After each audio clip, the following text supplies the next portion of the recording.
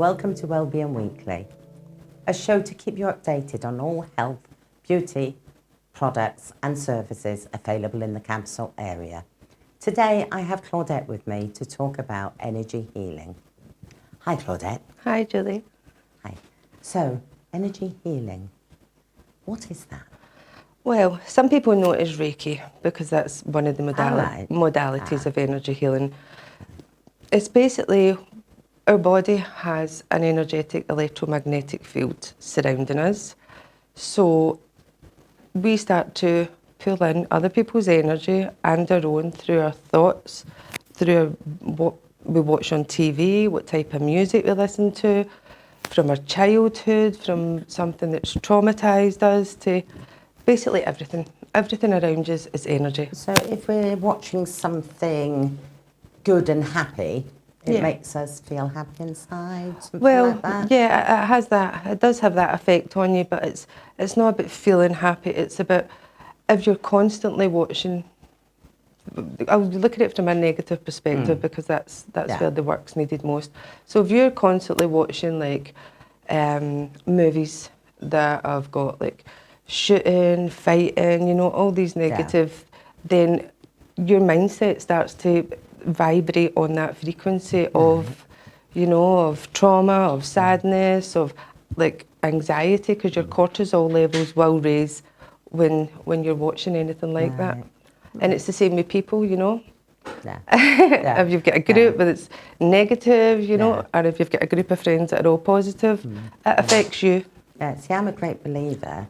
If you actually get up in the morning and you think, look outside, it's a beautiful day. Absolutely. I live in a wonderful place. Absolutely. I'm going to have a fantastic day and I can do anything, then you can. Well, of course you can. But if you wake up feeling really negative, you are going to have an awful day. Yeah, absolutely. Yeah. Well, that's all to do with the energy that you're putting out.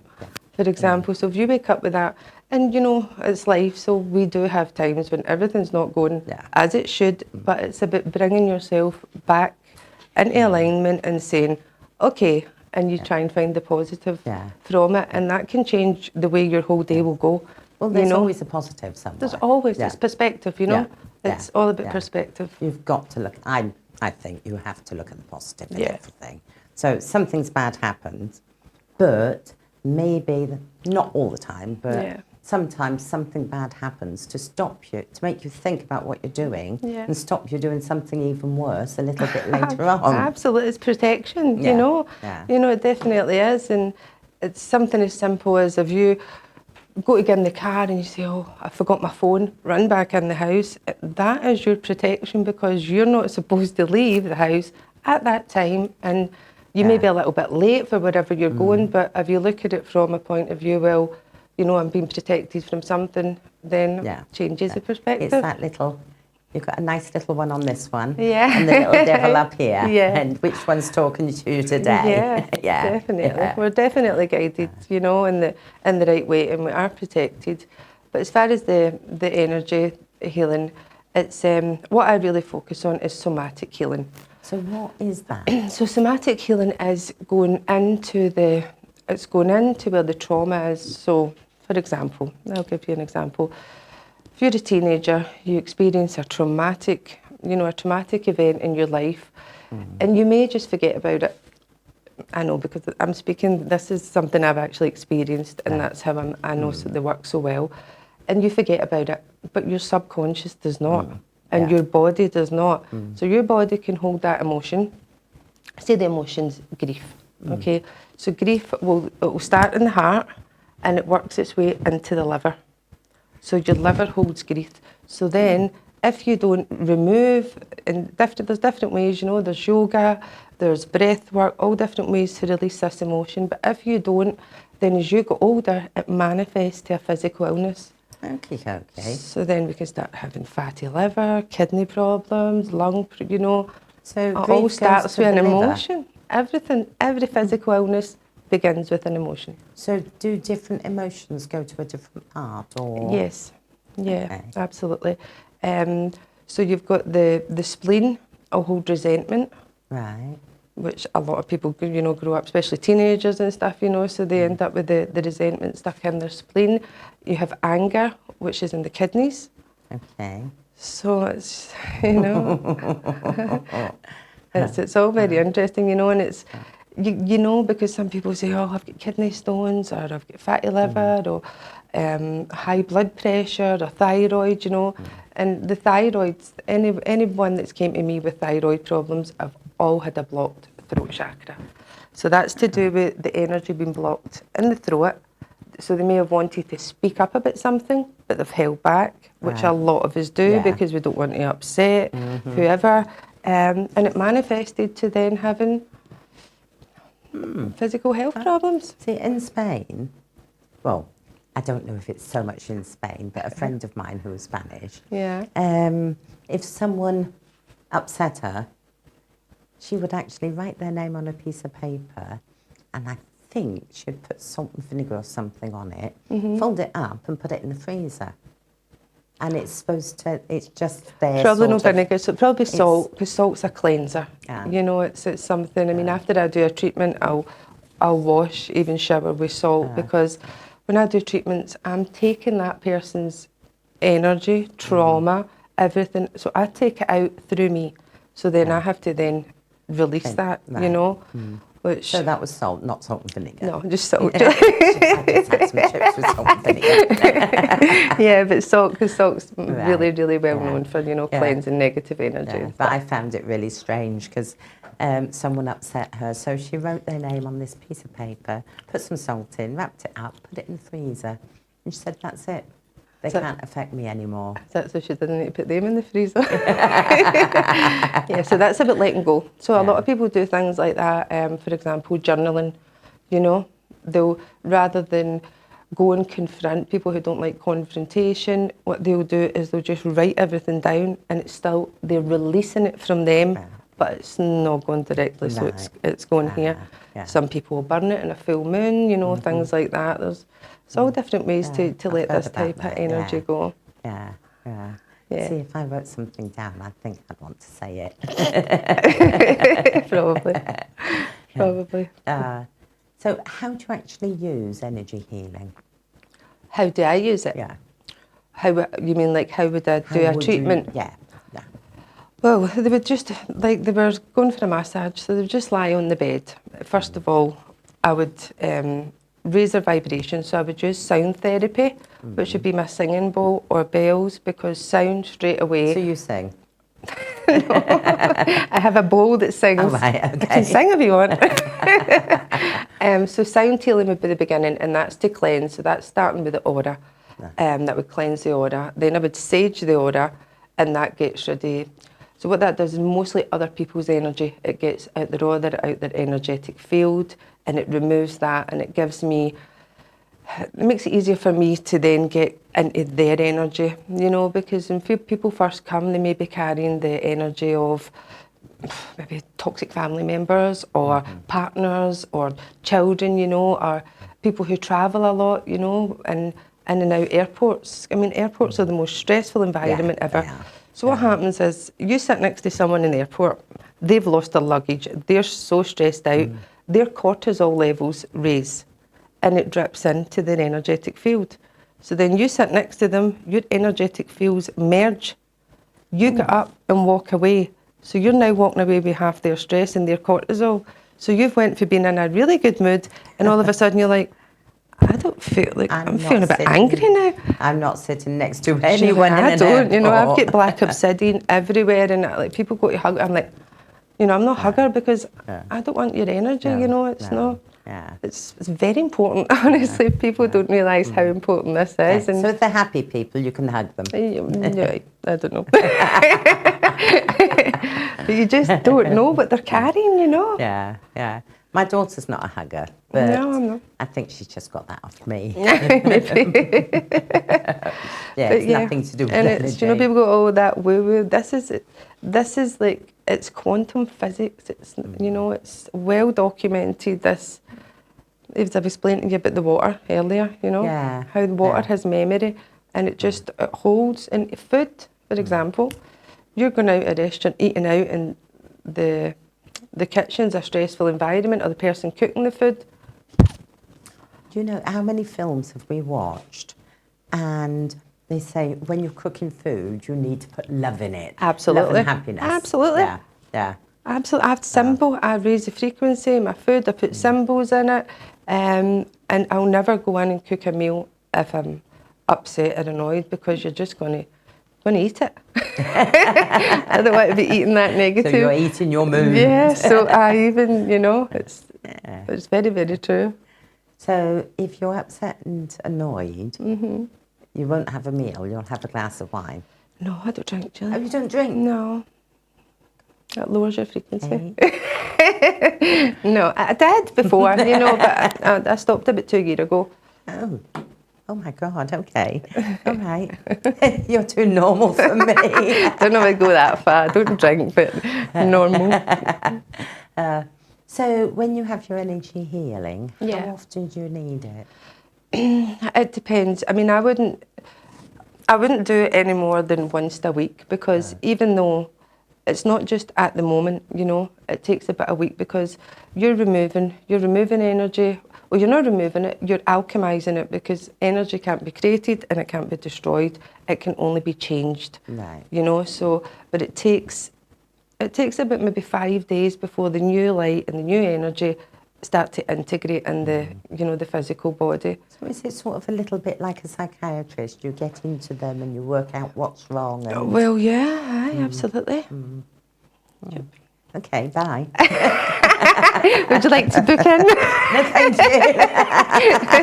But yeah, it's similar, just using different methods. Yeah, okie dokie. Right, let's move on to the next subject. So you hold workshops? I do, yeah. How long do you hold them for? Well, it depends on the workshop. At the moment, I'm putting one together, and I'm going to be doing, it's like understanding your energy. So I'm going to do one to help people to understand what energy is and how it affects you, and they'll leave with their certificate for Reiki 1. All right. So you're a Reiki teacher? Yeah, I'm a Reiki master, yeah. Ah, right, a Reiki master. That's I'm a master. You're a master. Yeah. Okay. So I can put people through the modalities of that, and then I'll do another one which will be all based around the violet flame therapy.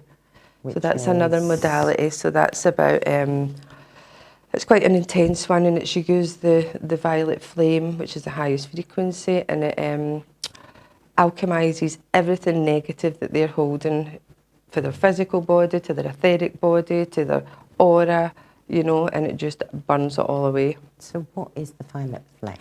Well, the violet flame is the highest frequency of pure light. It's just pure light. I mean, energy is light. Right. You work with the higher realms, there's mantras involved, there's symbols involved, but it's a very, very effective therapy. Yeah. Absolutely. Well, I say mantra, it's more like a prayer, but you're just constantly saying it and you're invoking the light from the 9th dimension, but that's probably another show. But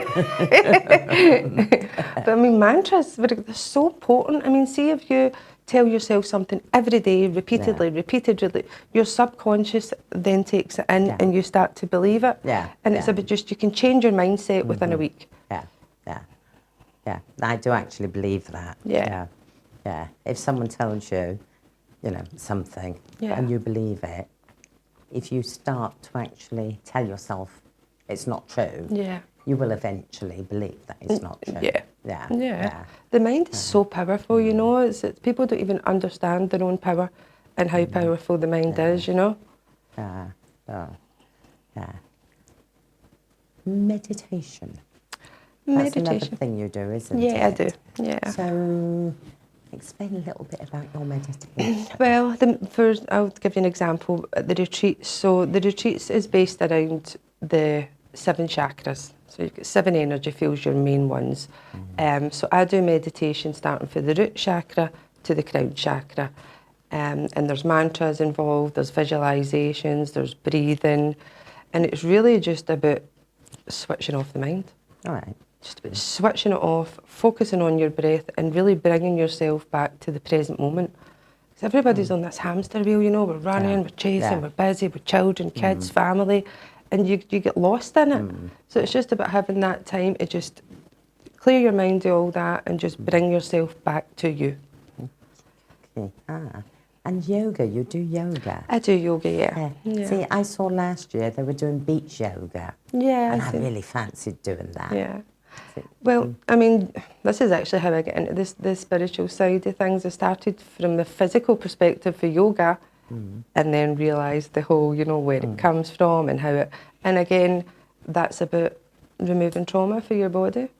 After a hip opening class, you'll be on your mat crying because your hips hold the grief, trauma as well. So when you start to open them up, the tears come out. So, yeah. So is yoga very physical? Can anyone do it? Anyone can do it. It's absolutely nothing to do with flexibility. Nothing at all. So if you're a bit old and like the me best and time can't to get do it. on that floor. Best time to do it, Julie. Yeah, you can get down, but you can't get up. Well, you get up. It's absolutely the best time to do it. I mean, some of these yogis in India are like 120 years old and they're still doing downward dog. And they're still alive. And they're still alive, yeah.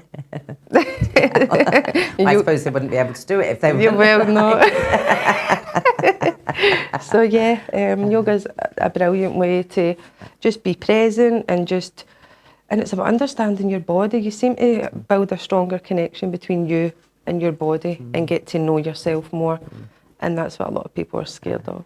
See, I actually really fancy beach yoga. Yeah. Because one of my favourite places, on the beach, Yeah. nice and calm, cool breeze, waves coming in, and it just perfect. sort of goes with yoga, doesn't it? Yeah, it really does. Well, that's what I do my yoga in the morning on the beach. Yeah. Yeah. So do you do yoga classes on the beach or? No, I've not been. I do them in regards to my retreats, but for myself, sunrise, me and my yoga mat. Happiness. No one else's energy. Peace. Nobody's. It's not another person Me, for myself, miles. and I. That's it. Flying solo. Yeah, solitude is a big part of the journey that I've been on. It's absolutely. It's about finding yourself, and you can't find yourself when you're surrounded with people. No. See, I always have my hour in the morning. Yeah. I will not talk to anyone. If anyone talks to me, it's like a no. For safety reasons? Leave me alone. Yes, yeah. I bite. No, leave me alone. Don't talk to me. Let me have my cup of coffee in peace. And I just don't want to talk to anybody. So how about I give you a small 15-minute yoga routine for you just to do in the morning when you're on your own? On the sofa? No. On the floor. On the floor? Yeah. Will you come and help me get up again?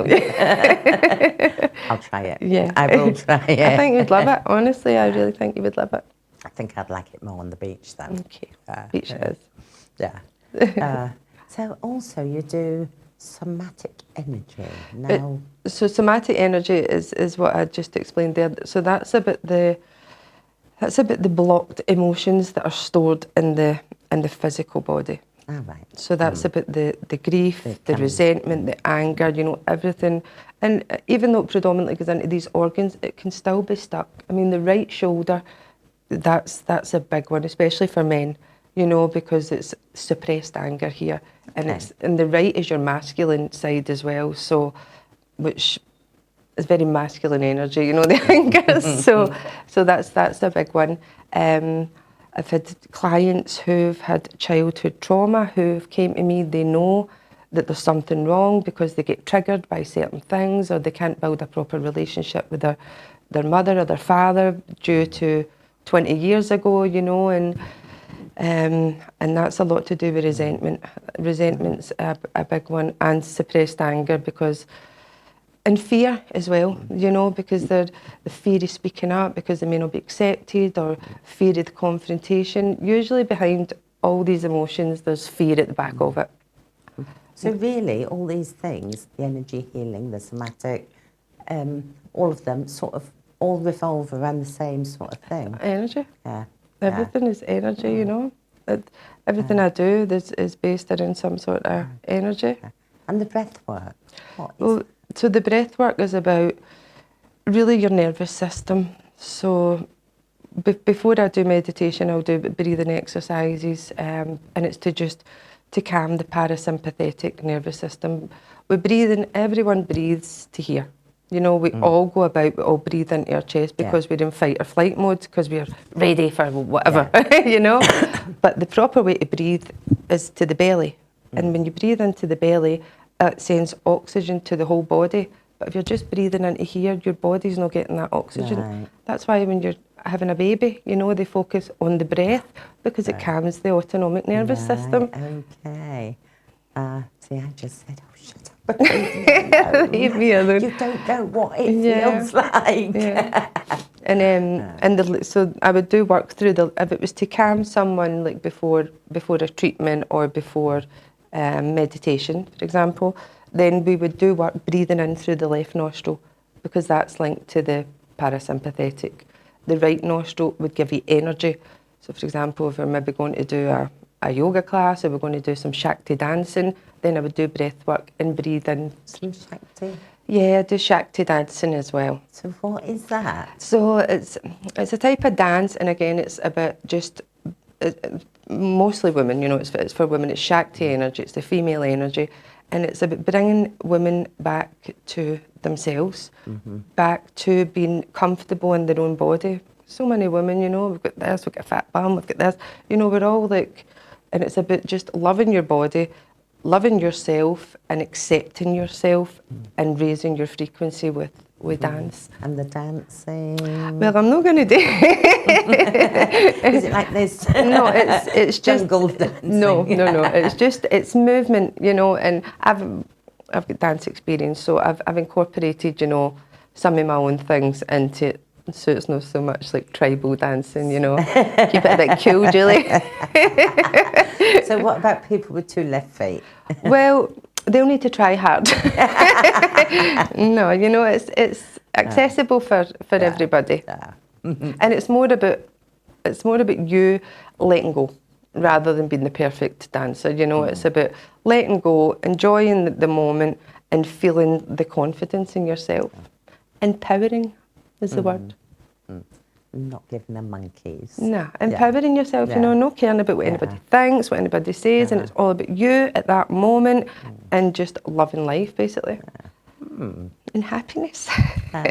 So where do you do all of this then? Well, in Matharon, in the Porta Matharon, in the Bahia. All right.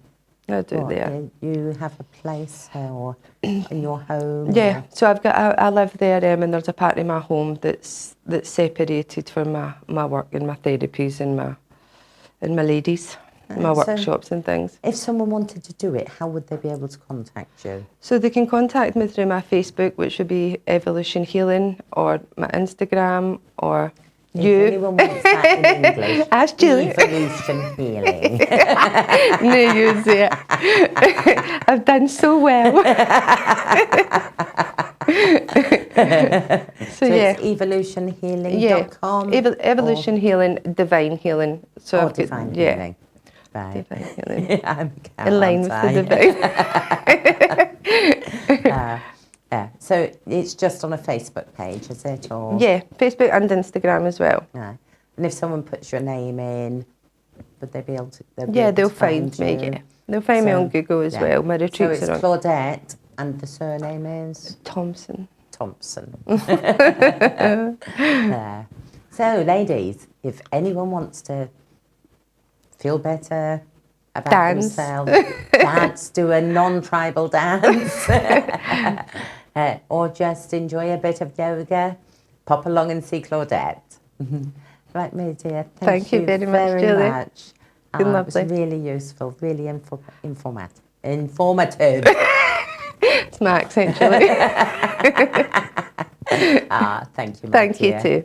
I hope you found this show useful. Please join us the same time next week for another health and beauty conversation here on Wellbeing Weekly. Bye for now.